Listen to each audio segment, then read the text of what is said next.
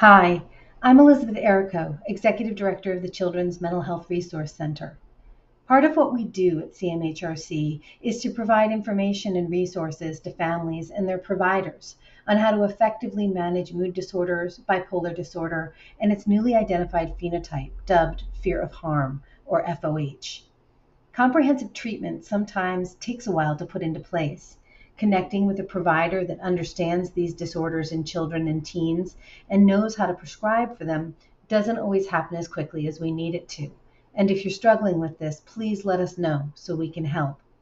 But the good news is that there are things you can do right now at home without a prescription that will help manage the mood disruptions that stem from temperature dysregulation.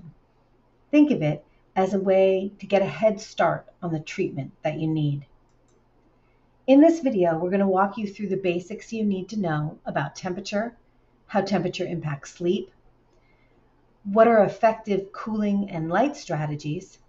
We'll show you how to develop a cooling plan to follow, and we'll let you know about some helpful products that families have recommended. Now, we can think about successful mental health treatment as being like a three-legged stool. It needs all three legs to stand up, and if you take one of the legs away, then the stool falls over.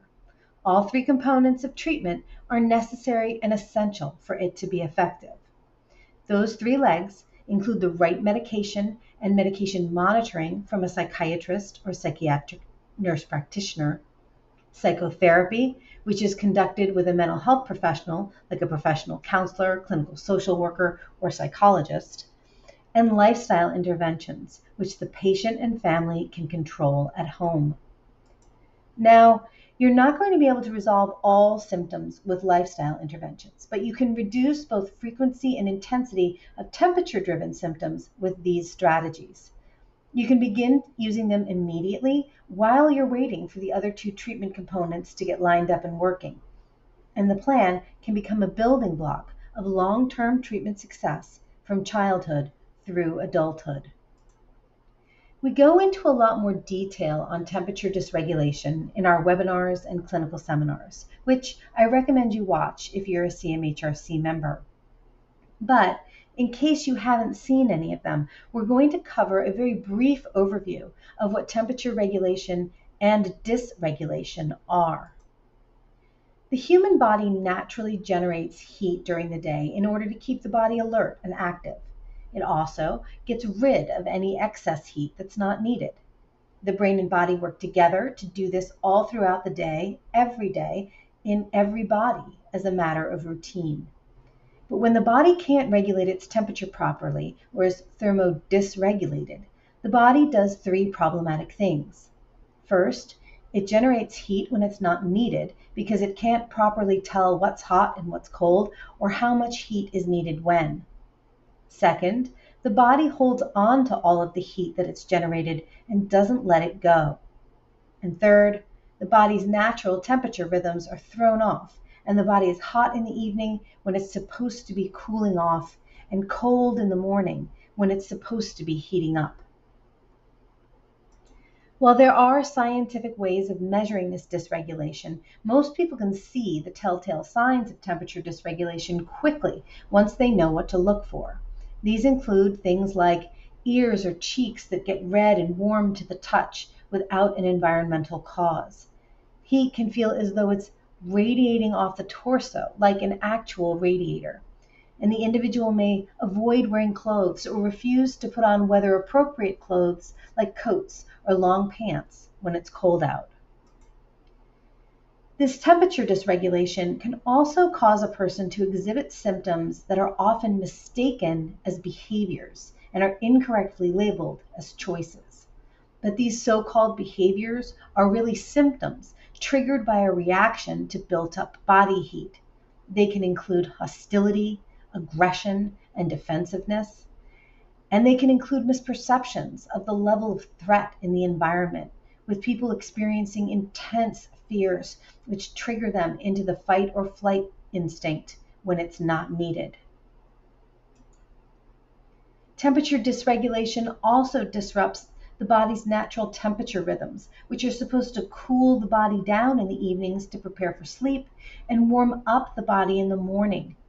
Instead, the temperature dysregulated body continues to generate heat long after it was supposed to stop for the day. And the trapped heat that's built up throughout the day makes it nearly impossible to wind down at night and fall asleep. Worse, once asleep, the heat buildup causes horrific nightmares in which the fight, flight, freeze response is playing out and causing the individual to dream of terrifying scenarios focused on pursuit, abandonment, and death. Temperature disruptions in the early morning hours make it incredibly difficult to end the sleep cycle and wake up. Even once awake, the person may be groggy, disoriented, and fall back to sleep easily. Decades of research by sleep experts shows links between the body's temperature and these circadian rhythm systems. The long and short of which is that when temperature is out of whack, you won't be able to resolve these sleep problems. Using the cooling strategies and light therapy we're about to describe throughout the day and having a cooling ritual at bedtime can make a big difference in sleep onset, duration, and quality. Now, we use the term cooling strategies because in temperature regulation, we're usually trying to release built up heat that's been trapped inside the body. But this term cooling strategies is really just a shorthand for body temperature stabilization. The overall goal of cooling strategies is not to make the person cold. This would be counterproductive because it would trigger the body to warm itself up again, restarting the cycle of overheating. Rather, the goal is to help the body release that excess heat and return the body to a state of temperature equilibrium. To effectively release built-up body heat and stabilize temperature, we need to do 4 things. First, learn to identify when cooling strategies are needed. Second, pay attention to the weather outside. Third, use light therapy to help reset circadian rhythms. And fourth, use these strategies regularly and on a schedule. So first, identifying when cooling strategies are needed. Catching overheating can be tricky, and we often don't notice it until it's too late. That's when you're seeing red ears, hot flushed cheeks, excessive sweating, or you're seeing behaviors like aggression, extreme defensiveness and reactivity, oversensitivity, or larger than life fears. Obviously, by the time you see the overheating, it's too late to prevent it. It's been building all day, and just like a teapot that whistles when the water is boiling, those physical and behavioral symptoms are the whistle, telling us that the body heat has built up and is boiling over. To deal with that, we use what we call corrective cooling strategies, which are your tools to help de-escalate and bring the overheating person back down to a place of body temperature stabilization. Alternatively, preventative cooling strategies work to prevent the overheating from happening in the first place. And while they're basically all the same specific techniques as the corrective ones, by using them proactively throughout the day on a schedule, you're able to stop the heat from building up in the first place. Next, you'll have to pay attention to the local weather patterns wherever you live. And here's why. The temperature outside forces the body to make adjustments. If it's a hot day, the body will need to cool itself down. If it's a cold day, the body will have to heat itself up. If in a single day or over a series of days, outdoor temperatures swing wildly from one end of the thermometer to the other, it forces the body to have to work really hard to stabilize its internal temperature, which is something it has a hard time doing to begin with. So to start with, keep an eye on the low and high temperatures within a single day and make note of how big of a difference there is between them. Next, do the same with how different the temperatures are from day to day within the same week. Also, pay attention to how big of a difference there is between the indoor and outdoor temperatures. For example, in the summer when it's usually hot out, many places have air conditioning running, and in the winter when it's usually cold out, lots of places are heavily heated. This can result in differences between indoor and outdoor temperatures that can be as much as 30, 40, 50 degrees or more. These large temperature differentials, generally large is considered to be anything more than 20 or 25 degrees, are enough to disrupt the body's already challenged temperature regulation system. Remember, the bigger the swings in temperature, the more temperature dysregulation symptoms you're in for, including those behavioral symptoms. Third, you'll also want to help reset those circadian rhythms that are so important for sleep by using special lamps that can simulate sunrise, daytime sunlight, and the sunset. These light exposure lamps being used at the same time each day, every day, helps the body recognize when it's time to wake up, when it's supposed to be active, and when it's time to fall asleep at night. This process aids the body's disrupted clocks to learn how to fall asleep at night and wake up in the morning in alignment with the natural light and sleep cycles of the day. In addition to light exposure, we also want to limit some kinds of light, like blue light or white light, which contains blue light. Our eyes and brains are being constantly bombarded by this light from the screens we look at all day. The result is disrupted circadian rhythms and suppressed development of our brain's natural melatonin. Protecting ourselves from these harmful blue lights is important, and we can use blue light blocking glasses, screens, shields, and apps on everything from mobile phones to TV screens, both during the day as well as during the evening. The reason to block these lights during the day is that the artificial light that comes from these devices, unlike natural light, has a cumulative effect that can damage our body's ability to understand when it's actually dark out and when we're actually supposed to be sleeping. Blocking this light all day and night helps reset those precious circadian rhythms.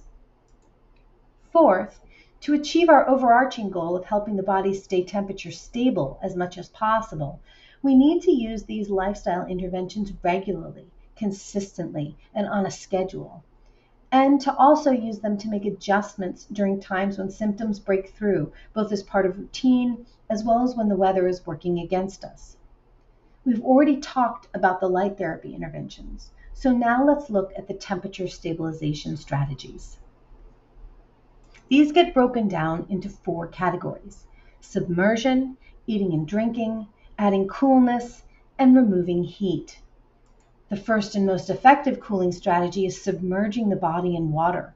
When submerged, the water will pull heat out of the body's core, bringing the body back to a stable and appropriate temperature. So it's important to at least get the entire torso submerged, ideally getting the head dunked a couple of times as well, safely of course, or letting the back of the head float in the water. The water temperature should ideally be like the temperature of an indoor swimming pool, which is typically kept at about 78 to 82 degrees Fahrenheit. If you don't have access to an indoor or outdoor swimming pool, many families have found that a decent-sized inflatable pool, which can be found on Amazon, is a worthwhile purchase, and their kids spend a lot of time in there in the summer, staying temperature stable. The next best choice is a home bathtub, and while it's not the number one choice, showers will also be helpful as long as you stay under the water stream where the water can have continual contact with the body and will draw out heat. Foot baths can also be good for those who don't like the water, or if you're in a location where it's not practical to submerge the torso. The next strategy is drinking and eating cold things, because putting ice cold food and drink into the stomach will cause a cooling effect from the inside out. The radiating cool from the stomach helps to bring the core body temperature down without triggering the body to try to warm itself up. While drinking lots of ice water is the simplest and healthiest way to accomplish this, it's not necessarily going to appeal to everyone. The good news is that consuming anything that is ice cold or frozen will do the trick. And while we don't want to encourage lots of sugar consumption, we do recommend everything from ice to ice cream, such as ice water, popsicles, ice sticks, juice pops, frozen fruit smoothies, milkshakes, and slushies, sorbet, frozen yogurt and ice cream, frozen sports drinks, frozen juice boxes, frozen fruit, you name it. If it's frozen, it's fair game. Next, we have the strategy of adding coolness. These strategies can be used at school, at work, or generally when you're on the go. They include cooling cloths and clothing that use evaporating water to pull away heat, ice packs, and frozen gel packs that can be placed inside clothing. The advantage of the gel packs is that when they warm up, they won't melt into puddles of water.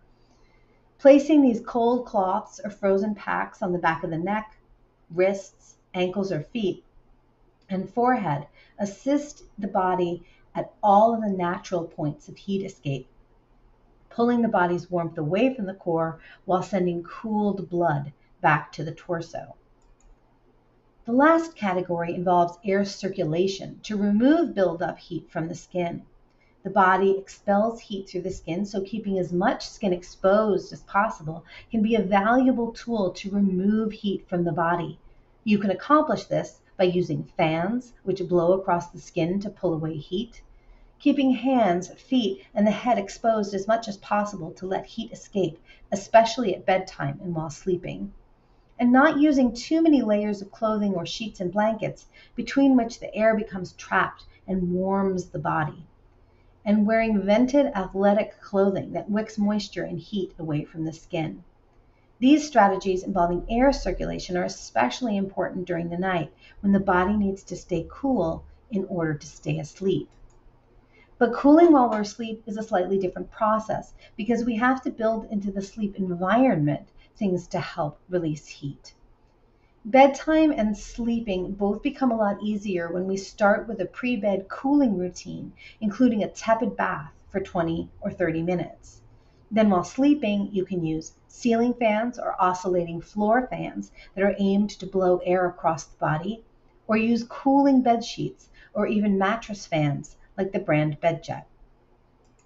You can get a sense of how effective these tools are at night by using sleep tracking smartwatches and mattress pads that track everything from heart rate to REM sleep cycles so that you know what cooling strategies work best to help you fall asleep and stay asleep peacefully without nightmares or frequent waking. It can be confusing to figure out how to use all these devices and how to understand and use the sleep data that you collect.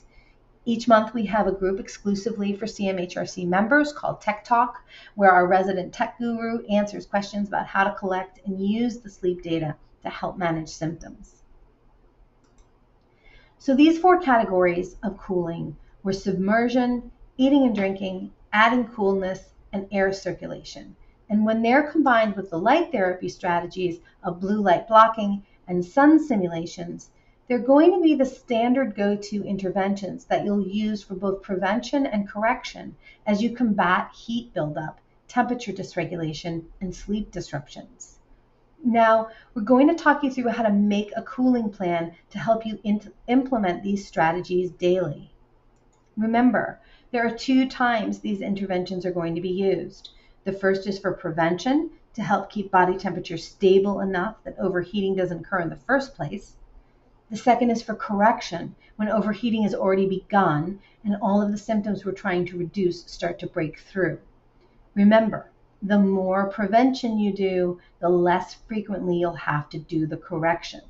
This is why we recommend that you design an actual schedule to follow that outlines the strategy you regularly use as well as when to use them. For starters, after some trial and error, you should be able to identify and make a list of which cooling strategies you or your child find to be both effective and tolerable.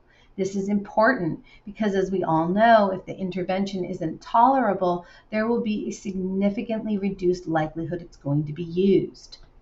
On this sample plan, you can see which strategies have been chosen and whether they are used by this person primarily as a preventative or corrective strategy, how tolerable the person finds the strategy to be, and therefore how willing they are to be used, and how effective it is.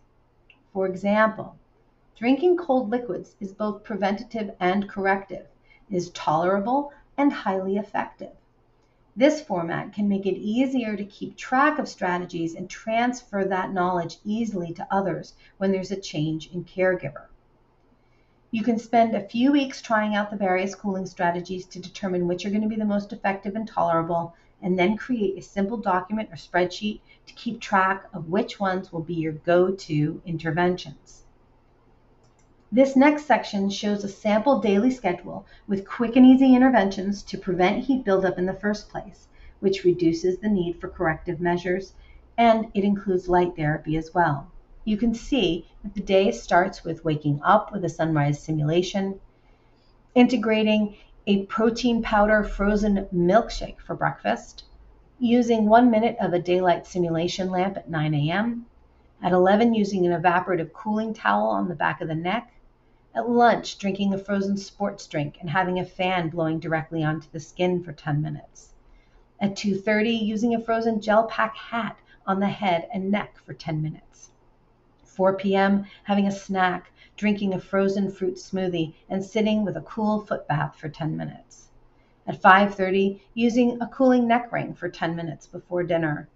At 7:30, taking a cold bath for 20 to 30 minutes.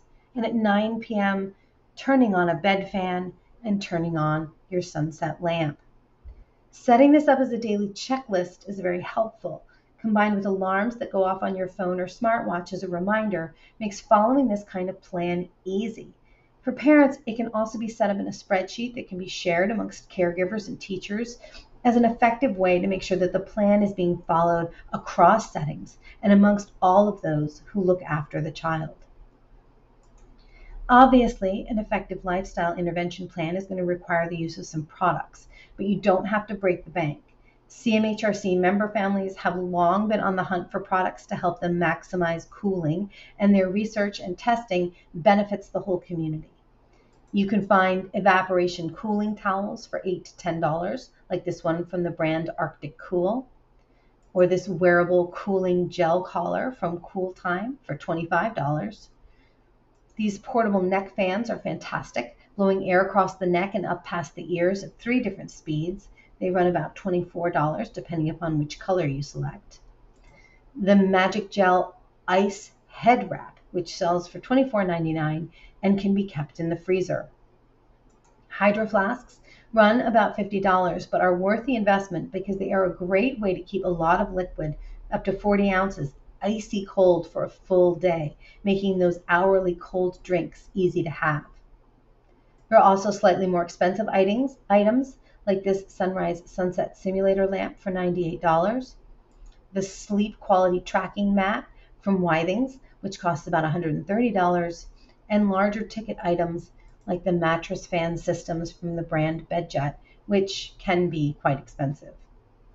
You can find all of these items and other products our families have recommended on the CMHRC website, and you can have the peace of mind of knowing that these are items that have actually helped other folks living with temperature dysregulation issues that impact their mental health. You can use the link here or go to our website, cmhrc.org, and select recommended products from the free resources menu tab. Now, we don't receive any commission or fee for passing along the recommendations from our community of families. Now you have the tools you need to get started at home, reducing both the intensity and frequency of the symptoms triggered by temperature dysregulation. You're empowered now to make your plan, use specific strategies that are effective, and set it on a convenient schedule that works for you and your family. You also know how to focus on improving sleep with the help of a sunrise sunset lamp, and to keep track of the weather outside and how many temperature fluctuations the person with temperature regulation problems is exposed to. Then you'll be able to increase or decrease the cooling strategies accordingly. Remember, these strategies alone won't be enough to provide comprehensive treatment, but these techniques can help provide relief and empower you with a sense of control over the unrelenting and involuntary symptoms associated with temperature dysregulation. The best part is you'll become an expert on these strategies, which you'll use for a lifetime. If you need additional support, CMHRC has a variety of programs and services for families and professionals. Please reach out to us at admin@cmhrc.org with any questions or concerns. You can also make an appointment directly on our website to speak with one of our staff members at www.cmhrc.org. And again, CMHRC is a nonprofit, and we're funded through the generosity of our donors. If you've benefited from the contents of this video, please consider making a contribution to CMHRC. Your support ensures that we'll be able to continue to bring valuable information and resources to the families and professionals we serve. Become a member today. And remember, you're not alone. We're here to help.